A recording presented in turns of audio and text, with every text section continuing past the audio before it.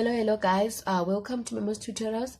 Today we are looking at advantages of asexual reproduction and the disadvantages, and we are also going to look at the differences between sexual and asexual reproduction.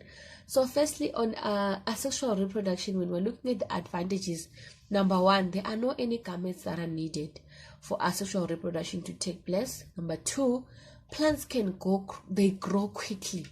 They can grow quickly, and these plants have more chances of survival. Why? Since food is readily available for them. New plants are established over large areas very rapidly. It's a very fast way of reproduction, right? So all plants that are obtained are exactly the same as the parent. Hence, the favorable or desirable characteristics are retained or they are maintained. So the new plant is exactly identical to the parent plant, right? Since there's no any variation taking place during asexual reproduction. But then all the disadvantages is that the plants are actually crowded. In most cases, plants are crowded, and this will lead to competition for light, competition for nutrients, competition for water, and at the end of the day, we will not get the quality plants that we want.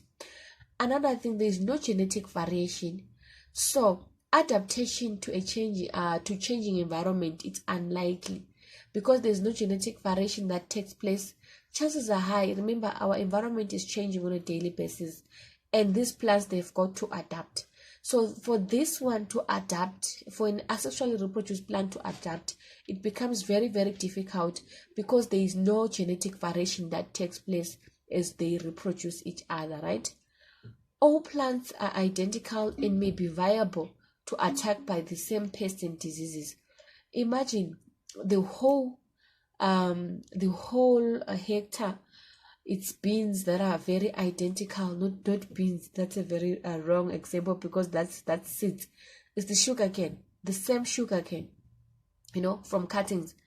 So anything that eats sugar cane, that eats the parent sugar cane, it will eat even the offspring. It will eat even the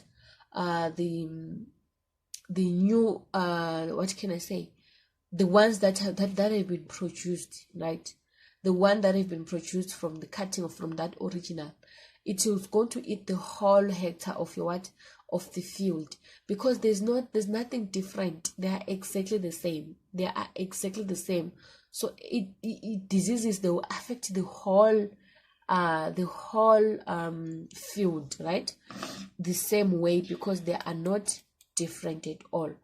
But then when we look at differences between sexual and asexual reproduction in plants, we need to take note that in sexual reproduction, there is actually fusion of specialized sex cells. When we talked of gametes, these gametes, they are derived from two different individuals. So meaning that at the end of the day, there will be variation taking place, meaning that the offspring that is going to be produced is not going to be identically the same to the parents, right? In asexual reproduction, only one organism is involved, so there is no genetic variation taking place. There is no new independent organism that is formed. Everything is just the same. No variation, and no gametes are involved, and all the new plants, they are produced by cell division from only one parent, meaning they look exactly the same like the parent, which is a disadvantage. Because what if the parent definitely is the offspring? Because there's no difference, they are actually one and the same thing. Okay, see you on our next video, where I'll be explaining reproduction in humans, looking at the reproductive systems.